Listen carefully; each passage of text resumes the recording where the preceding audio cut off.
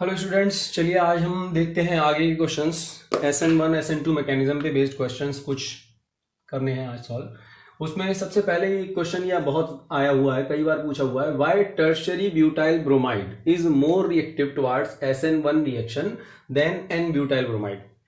तो सबसे पहले जिस रिएक्टेंट की बात की जा रही है उनको स्ट्रक्चर वाइज देख लीजिए, स्ट्रक्चर कैसी है उनकी, क्योंकि बिना स्ट्रक्चर देखे समझ में नहीं आता कि ये क्या पूछना चाह रहा है।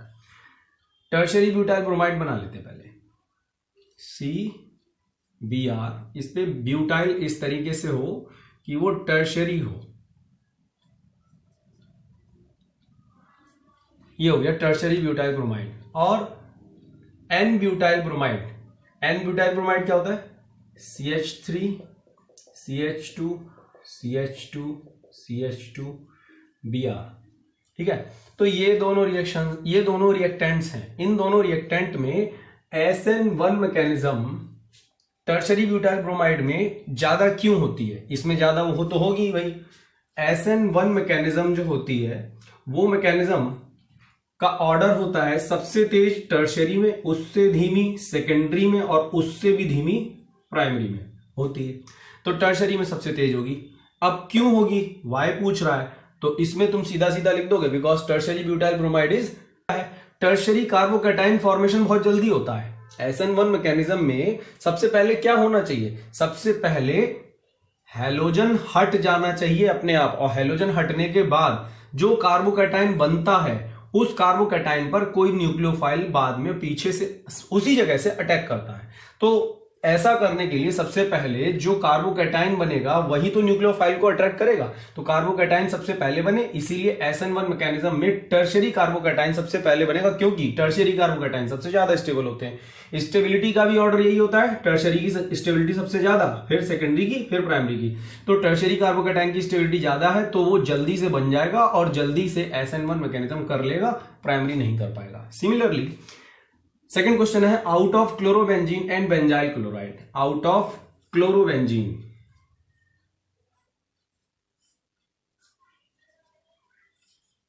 And benzyl chloride. Benzyl chloride मैंने कल बताया था कि ऐसा स्पीशीज जिसमें कार्बन के थ्रू बेंजीन रिंग जुड़ी हुई है। कार्बन के थ्रू, अगर डायरेक्ट बेंजीन रिंग जुड़ती है तो फिनाइल होता है, डायरेक्ट होती है, और कार्बन के थ्रू जुड़ती है तो उसे कहते हैं बेंजाइल। तो बेंजाइल क्लोराइड हुआ CH2Cl। Which one gets easily hydrolysed by aqueous NaOH। Aqueous NaOH में इन दोनों में से कौन सा जल्दी हाइड्रोलाइज हो जाएगा? एक्वस NaOH से। तो एक्वस NaOH में OH माइनस अटैक करेगा एज अ न्यूक्लियोफाइल। तो OH minus as a nucleophile attack उस कार्बन पे करता है जो कार्बन sp3 होता है। कर तो बेंजीन पे भी देता है, बेंजीन क्लोरोबेंजीन पे भी अटैक कर देगा और उस पे OH लगा देगा। लेकिन जो कार्बन बेंजीन का Cl से जुड़ा हुआ होता है वो क्लोरीन के इलेक्ट्रॉन पेयर एक्सेप्ट करके पार्शियल डबल बॉन्ड कैरेक्टर ले आता है। फिनाइल कटायन जल्दी बन नहीं पाता है, इसीलिए SN1 मैकेनिज्म नहीं होती है। तो इसके टोटल 4 रीजन है। उन चारों रीजन में एक ही बात है कि अगर एरोमेटिक कंपाउंड्स के हैलोजन है, जैसे क्लोरोबेंजीन, ब्रोमोबेंजीन या आयोडोबेंजीन, तो इन सभी कंपाउंड्स में बेंजीन से हैलोजन का जो बॉन्ड होगा वो मजबूत हो जाएगा, पार्शियल डबल बॉन्ड कैरेक्टर आ जाएगा, और इस बेंजीन रिंग पर इलेक्ट्रॉन क्लाउड भी ज्यादा होता है जो न्यूक्लियोफाइल को पास में आने नहीं देगा। ये सभी रीजंस होते हैं जो न्यूक्लियोफाइल इस पर जल्दी अटैक नहीं करता है, इस पर जल्दी अटैक कर लेगा। ठीक है, out of chlorobenzene and benzyl chloride which one? Benzyl chloride one.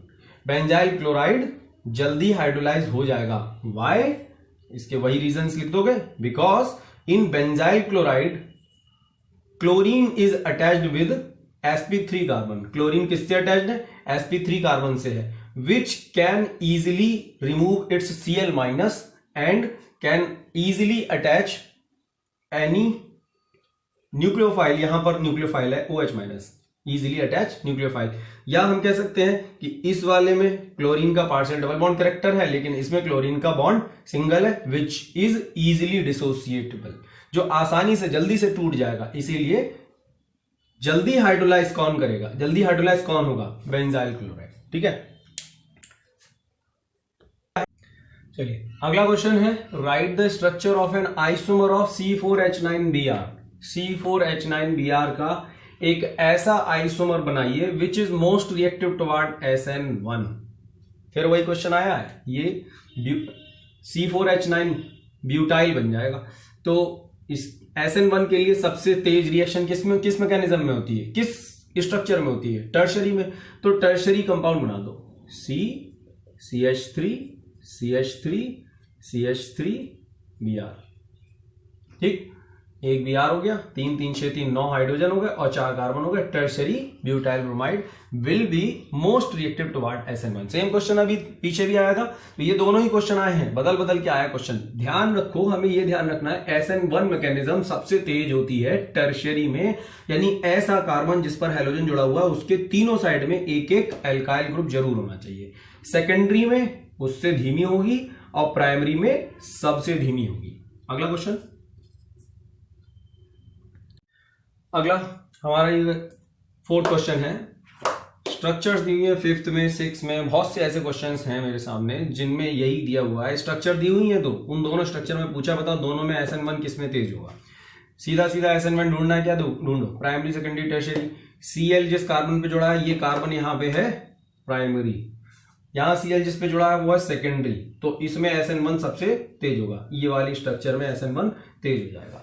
ठीक है, इसमें देखो ये वाला है प्राइमरी, इसमें भी हमें SN1 का ऑर्डर ढूंढना है, और इसमें Br जिस पे जुड़ा ये है सेकेंडरी, तो इसमें भी SN1 मैकेनिज्म सबसे तेज होगा। थर्ड देखो, इसमें Br जुड़ा हुआ है जिस पे ये है प्राइमरी, क्योंकि इस कार्बन के सिर्फ एक ही साइड में एल्काइल ग्रुप है, बाकी ऊपर दोनों तरफ हाइड्रोजन है। लेकिन इसमें ये है टर्शरी, और इसमें ऑर्डर पूछा गया है SN2 का, तो SN2 मैकेनिज्म सबसे फास्ट होता है प्राइमरी में, इसमें सबसे तेज SN2 मैकेनिज्म होगा। अच्छा, पॉज करके जरा स्ट्रक्चर सारी बना लीजिए। मैं SN2 का रीजन बताता हूं कि SN2 मैकेनिज्म प्राइमरी में सबसे तेज क्यों होता है। ठीक है, बनाइए। ठीक है, आगे देखिए, SN2 का ऑर्डर प्राइमरी में सबसे तेज क्यों होता है। SN2 की रिएक्शन फास्टर सबसे तेज प्राइमरी में क्यों होती है। देखो, जो कार्बन जिसपे कोई हैलोजन जुड़ा हुआ है, उस कार्बन के सिर्फ एक साइड में एल्काइल ग्रुप हो, बाकी दोनों तरफ हाइड्रोजन्स अटैच्ड हो। कोई दूसरा हैलोजन जो ऐसे कार्बन पे जुड़ा है जिसके दो तरफ एल्काइल ग्रुप जुड़े हुए हैं, एक एल्काइल इधर R मान लिया, इसमें दो एल्काइल R मान लिए, लेकिन एक ही तरफ हाइड्रोजन है। और तीसरा हैलोजन ऐसे कार्बन पे जुड़ा है जिसके तीनों साइड में 3 एल्काइल ग्रुप जुड़े हुए हैं। ठीक है, जरा पहले एल्काइल ग्रुप को समझते हैं। मैंने R लिख तो दिया, एल्काइल ग्रुप देखने में ये इतना सीधा नहीं होता है। इस पे एल्काइल ग्रुप में मिनिमम एक कार्बन तो होगा, और उस कार्बन के तीनों तरफ एक एक और हाइड्रोजन होंगे ऐसे। तो ये इतनी बल्की स्पीशीज होती है, एज कंपेयर टू हाइड्रोजन बहुत बड़ा होता है।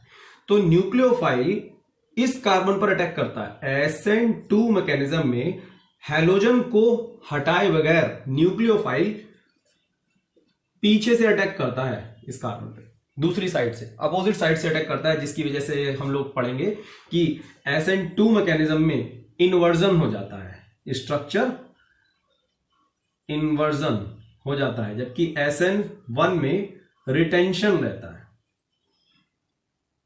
ठीक है, तो यहां पर न्यूक्लियोफाइल एल्काइल ग्रुप जब एक ही साइड में जुड़ा हुआ है, यानी प्राइमरी हेलो एल्केन पर अटैक करता है, तो प्राइमरी हेलो एल्केन पर उसे सिर्फ एक तरफ से, इधर से बड़ा सा एल्काइल ग्रुप मिलता है, वो इधर से या इधर से अटैक कर सकता है आसानी से। लेकिन जब ये दो बड़े बड़े एल्काइल ग्रुप्स जुड़ जाएंगे, तो न्यूक्लियोफाइल को इधर से घुसने का तो रास्ता ही खत्म कर दिया। न्यूक्लियोफाइल इस कार्बन पे अटैक करना चाहता है अगर, तो उसे सिर्फ इधर ही से आना पड़ेगा। रुकावट बढ़ गई, रुकावट, इस 3 डायमेंशनल रुकावट को हम बोलते हैं स्टेरिक हिंड्रेंस।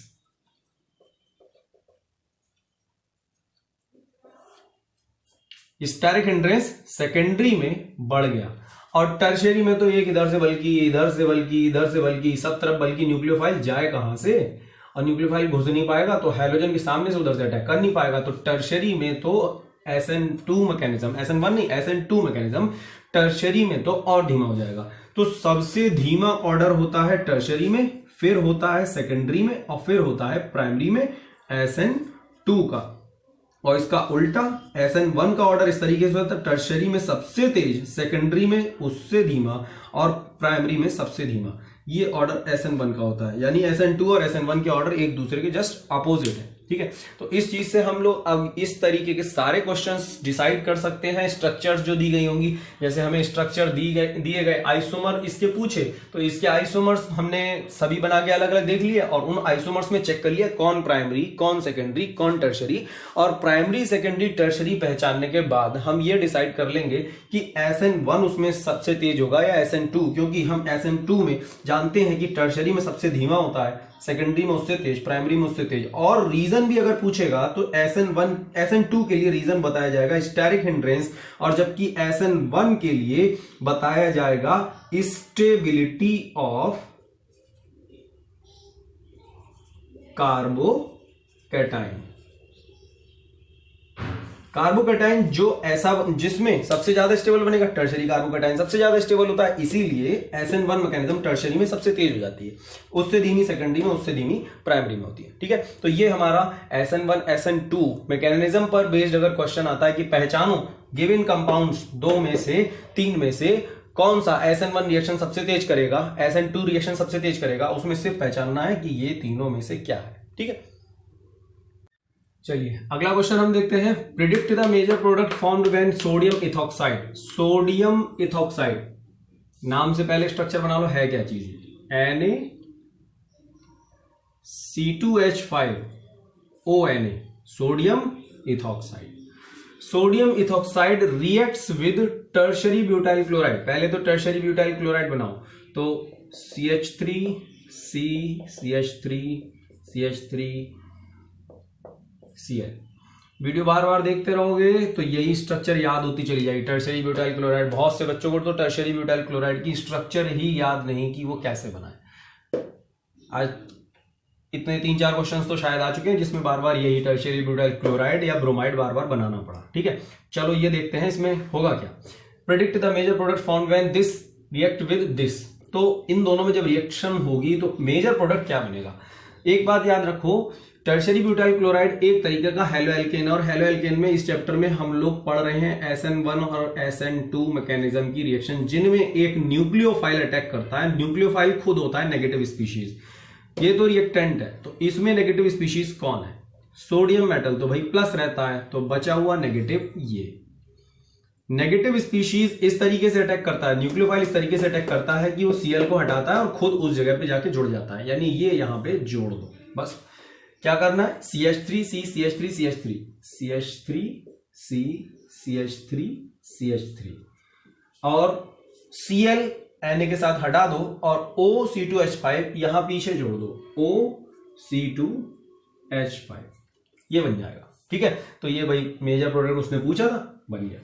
एक चीज याद रखो, ये जो न्यूक्लियोफाइल रिएक्ट करेगा एल्काइल हैलाइड पे, alkyl halide, it can be CH3Cl C2H5Cl tertiary butyl chloride, कुछ भी हो सकता है।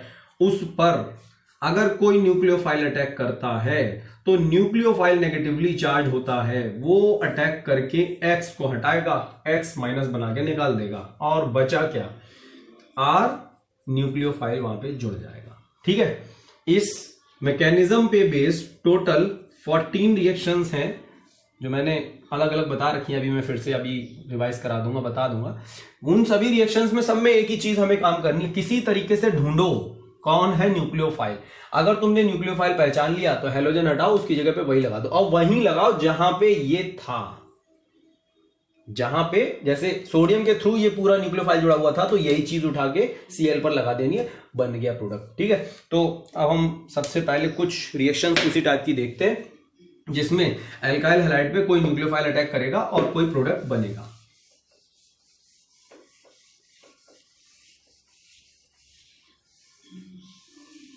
क्योंकि इस टाइप के बहुत से क्वेश्चंस अभी आने वाले हैं, उन सभी क्वेश्चंस में हम ये रिएक्शंस देखेंगे। मैं कुछ ही एग्जांपल्स बता रहा हूं, उसी टाइप के और भी एग्जांपल्स हैं, आप देखिएगा क्वेश्चंस में। जैसे मान लो कि एक एग्जांपल जैसे मैं बता रहा हूं, एल्काइल हैलाइड में सब में ले रहा हूं सेम CH3Cl, इस पे अटैक करेगा, जैसे मान लो NaOH, तो Na में Na प्लस, NaOH में Na प्लस होता है और OH माइनस होता है, Cl हटाएगा बना देगा NaCl। वो तो प्रोडक्ट लिखना ही नहीं होता है, मेजर प्रोडक्ट पूछता है अक्सर, तो CH3OH बचेगा। ठीक है, साथ में NaCl निकल गया, वो नहीं लिखा जाता। इसी तरीके से अगर CH3Cl पर KCN अटैक करेगा तो KCN अटैक करेगा। ये भी एक चीज याद रखो, अभी हम लोग यहाँ पे ये पढ़ेंगे कि एम्बिडेंट फंक्शनल ग्रुप्स क्या होते हैं, ये ध्यान रखो। KCN अगर अटैक करेगा तो CN माइनस Cl को हटाएगा, बन जाएगा CH3CN। लेकिन अगर CH3Cl पर AgCN अटैक करेगा, रिएक्शन में थोड़ा सा चेंज आएगा। CN अटैक तो करेगा Cl पे, लेकिन अब की बनेगा CH3NC। ये चीज ध्यान रखो।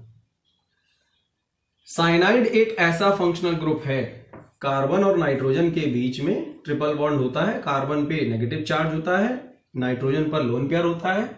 और ये साइनाइड जो है ये ऐसा फंक्शनल ग्रुप है जिस फंक्शनल ग्रुप में कार्बन पर भी लोन पेयर है और नाइट्रोजन पर भी लोन पेयर है, यानी कार्बन भी जुड़ सकता है as a functional group, carbon के थ्रू भी ये फंक्शनल ग्रुप जुड़ सकता है और नाइट्रोजन के थ्रू भी जुड़ सकता है। इस तरीके के फंक्शनल ग्रुप्स को एम्बिडेंट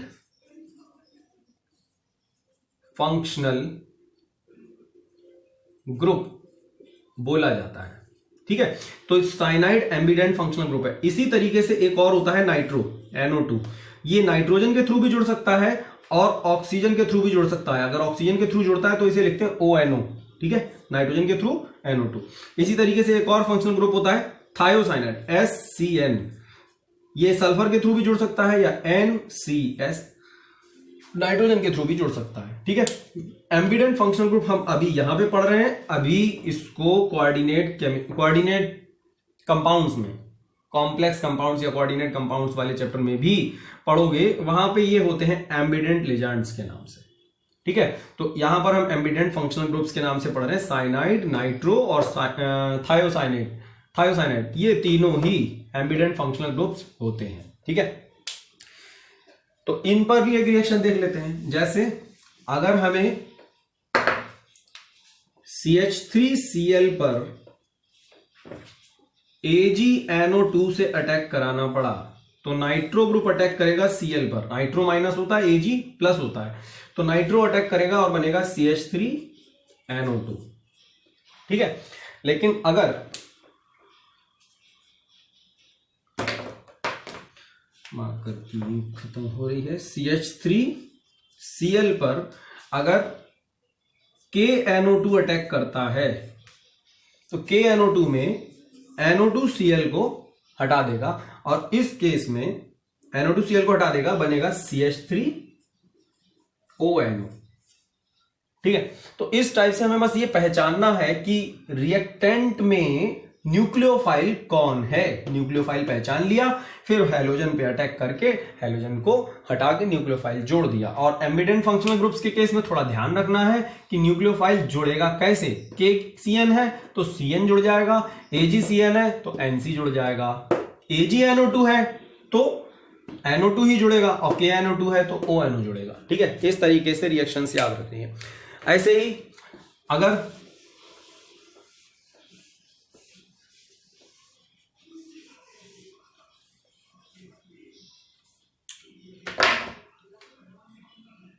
लिथियम एल्यूमिनियम हाइड्राइड से अटैक कराते हैं, LiAlH4 से अटैक कराते हैं। देखो नाम से क्लियर है, लिथियम एल्यूमिनियम हाइड्राइड, आइड।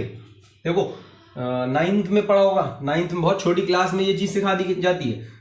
Chloride, bromide, iodide, hydride, oxide, जो भी आइड होते हैं, नाइट्राइड, फॉस्फाइड, जो भी आइड होते हैं वो आयन सब नेगेटिव आयन होते हैं।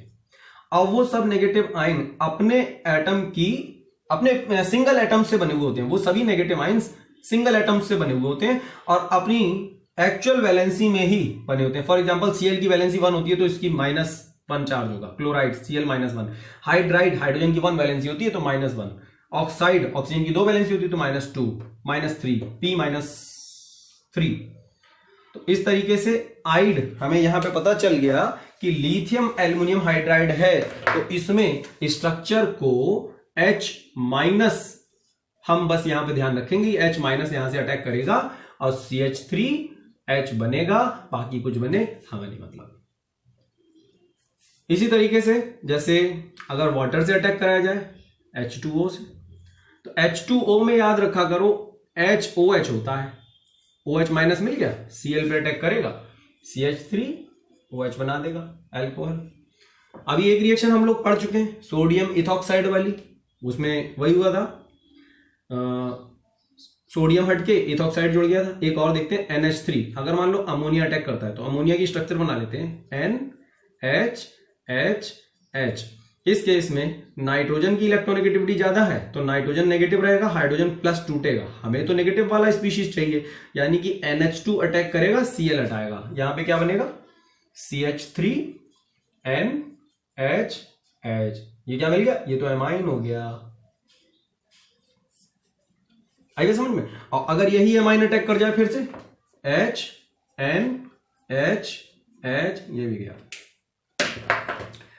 अगर मान लो यही primary amine CH3NH2 primary amine फिर से अटैक कर जाए, H प्लस है, ये हटा के बचा हुआ ये सब नेगेटिव अटैक करेगा इस Cl पे, तो CH3, आप इस नाइट्रोजन को CH3 से जोड़ दो NHCH3, यानी कि अब की बार जो अमाइन बनेगा वो सेकेंडरी होगा, पिछली बार मिला था प्राइमरी।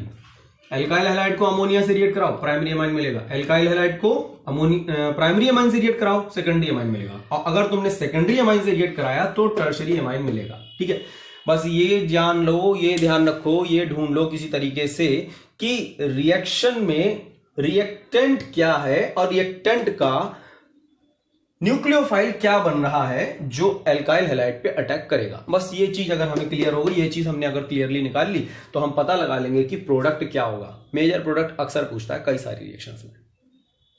चलिए अगला एक और कॉन्सेप्ट है, हम लोगों को पहचानना होता है कायरल मॉलिक्यूल। गिवन कंपाउंड्स में दो या दो से ज्यादा कंपाउंड्स दिए होंगे, उनमें कहा जाएगा कि इसमें कायरल मॉलिक्यूल पहचानो। तो व्हाट इज कायरल मॉलिक्यूल, पहले ये समझ लो। सीधी सीधी एक बात याद रखो, ज्यादा किसी कॉम्प्लेक्स कॉन्सेप्ट को नहीं सीखना। ऐसा कार्बन जिस कार्बन के चारों तरफ 4 डिफरेंट स्पीशीज जुड़े हुए हों, अगर ऐसा मिल जाए तो वो कायरल है, वो कार्बन कायरल है और उस मॉलिक्यूल को कायरल मॉलिक्यूल कहोगे। चारों तरफ 4 डिफरेंट ABCD, अगर चारों अलग अलग हैं तो वही कायरल है। फॉर एग्जाम्पल अब जैसे इसमें देखो Cl जिस कार्बन पे जुड़ा है, ये वाले कार्बन के इधर ये बॉन्ड खत्म हो गया, मतलब इधर कार्बन रहा होगा तो ये रह गया CH3 और इधर रहा होगा CH2 CH3, और इस कार्बन पे और कुछ दिखाया नहीं है, 2 चीजें तो ये दिखा दी, नीचे Cl दिखा दिया, तो चौथी चीज इस पर हाइड्रोजन रही होगी, यानी एक स्पीशीज इस पर ये हो गया CH2 CH3, दूसरा हो गया H, तीसरा हो गया CH3 और चौथा हो गया Cl। चारों चीज अलग अलग, ये कायरल हो गया, कायरल है। इसी तरीके से अगर इसमें देखो तो इसमें ये वाला कार्बन ऐसा है जिस कार्बन पे सिर्फ 2 तरफ बॉन्ड्स दिख रहे हैं, मतलब बाकी 2 इस पे हाइड्रोजन रहे होंगे, 2 सिमिलर हो गए, कायरल नहीं है। इस पे 2 बॉन्ड दिख रहे हैं तो 2 हाइड्रोजन रहे होंगे, ये भी कायरल नहीं है। इस पे भी 2 हाइड्रोजन रहे होंगे, ये भी कायरल नहीं है। सीधा सीधा ध्यान रखो कि अगर तुम्हें कॉर्नर वाले कार्बन इस तरीके से मिले, बॉन्ड लाइन स्ट्रक्चर में ही पूछता है, ये स्ट्रक्चर को हम क्या बोलते हैं, बॉन्ड लाइन स्ट्रक्चर।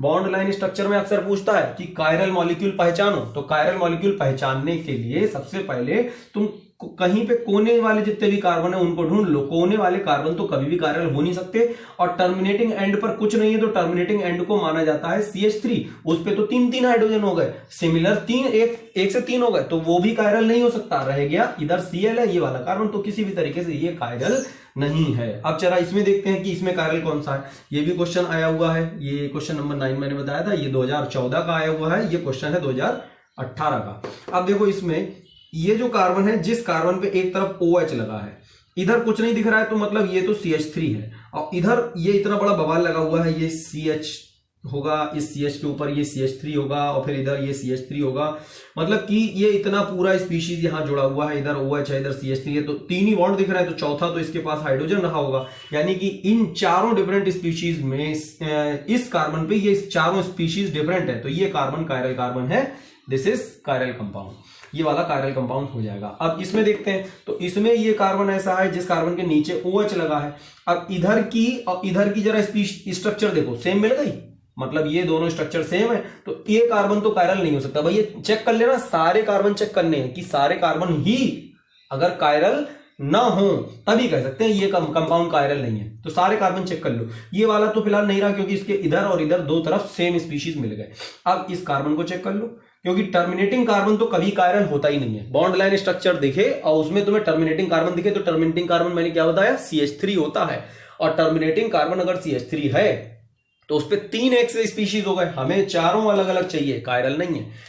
ये टर्मिनेटिंग कार्बन तो कायरल हो नहीं सकते। अब ये देखो, इस कार्बन को पकड़ो, तो इस कार्बन के ऊपर भी CH3, इधर भी CH3, 2 एक से हो गए, तो ये कायरल नहीं रहा। अब इधर वाला देखो, इसमें भी वही बात है, तो दो तरफ CH3, तो ये भी कायरल नहीं रहा। इस तरीके से हम लोग ये पहचानेंगे कि गिवन पेयर्स ऑफ कंपाउंड्स में हमें कायरल मॉलिक्यूल अगर पहचानना है तो कैसे पहचानेंगे, चारों डिफरेंट स्पीशीज मिल गए कायरल है, और नहीं मिले तो कायरल नहीं है। चलो देखो आगे, अभी मैंने जिस तरीके की तुम्हें कुछ रिएक्शंस बताई थी, उन्हीं रिएक्शंस पे बेस्ड इस तरीके के बहुत से क्वेश्चंस हैं जिनमें एक सी चीजें करनी है हमें। व्हाट हैपेंस व्हेन CH3Br, लिख लिया, CH3Br is treated with KCl, KCl से अटैक कराया, देखो साइनाइड अटैक करेगा Br पे, CH3Cl बना देगा, सेम रिएक्शन है अभी जो बताई थी उन्हीं में से।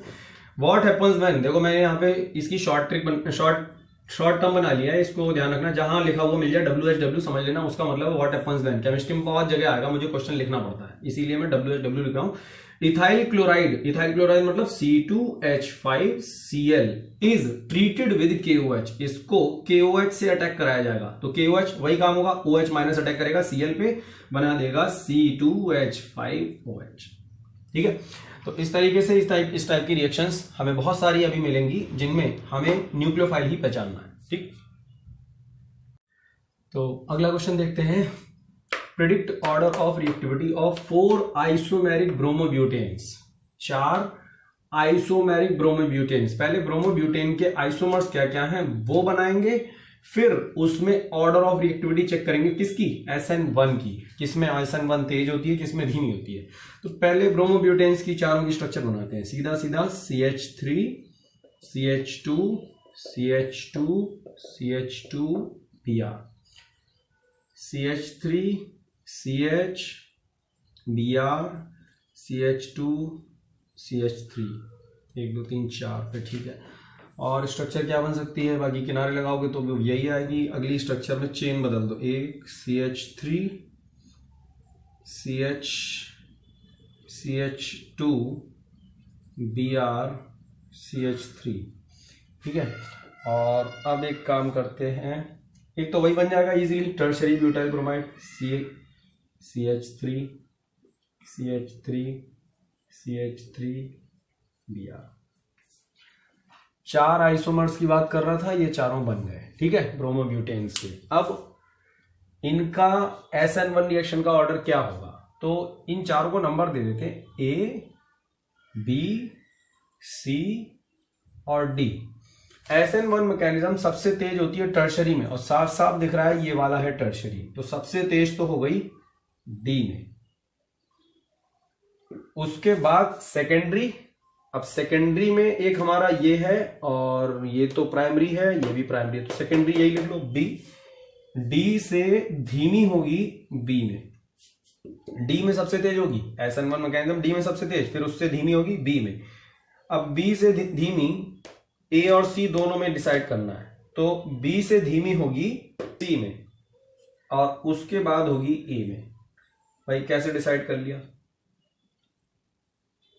कैसे डिसाइड कर लिया कि A और C, इन दोनों में C में धीमी होगी और उससे भी धीमी A में होगी। देखो, इलेक्ट्रॉन क्लाउड डिस्ट्रीब्यूट करने वाले या डोनेट करने वाले इधर से 2 एल्काइल ग्रुप्स हैं, ये alkyl groups electron cloud donate करेंगे, नेगेटिवली चार्ज इलेक्ट्रॉन क्लाउड आएगा, नेगेटिवली चार्ज इलेक्ट्रॉन क्लाउड आएगा। तो हम ये कह सकते हैं कि इस स्ट्रक्चर में आसानी से कार्बोकैटायन बनने की टेंडेंसी है, क्योंकि इलेक्ट्रॉन क्लाउड आ जाएगा तो कार्बोकैटायन कुछ हद तक स्टेबलाइज हो जाएगा। लेकिन इसमें तो इलेक्ट्रॉन क्लाउड इस कार्बन पे सिर्फ एक ही साइड से मिलेगा, सिर्फ एक ही साइड से मिलेगा इस कार्बन को।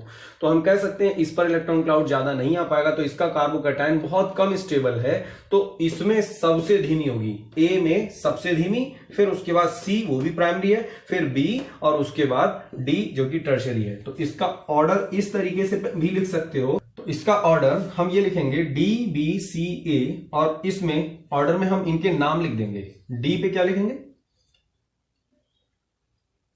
टर्शरी ब्यूटाइल ब्रोमाइड, डी के लिए ऑर्डर में यहां पे लिख देता हूं, टर्शरी ब्यूटाइल ब्रोमाइड। उसके बाद अगला नंबर आएगा बी का, तो बी हमारा ये है, इसमें आएगा 2 ब्रोमोब्यूटेन, 2 ब्रोमोब्यूटेन। उसके बाद नंबर आएगा हमारा सी का, तो सी है 1 bromo 2 methyl propane, 1 bromo 2 methyl propane. और उसके बाद लास्ट में ये आएगा 1 ब्रोमो ब्यूटेन। ये हो गया हमारा ऑर्डर, सबसे तेज इसमें, फिर इसमें, फिर इसमें, फिर इसमें, डिक्रीजिंग ऑर्डर में लिख सकते हैं इसे। ठीक है।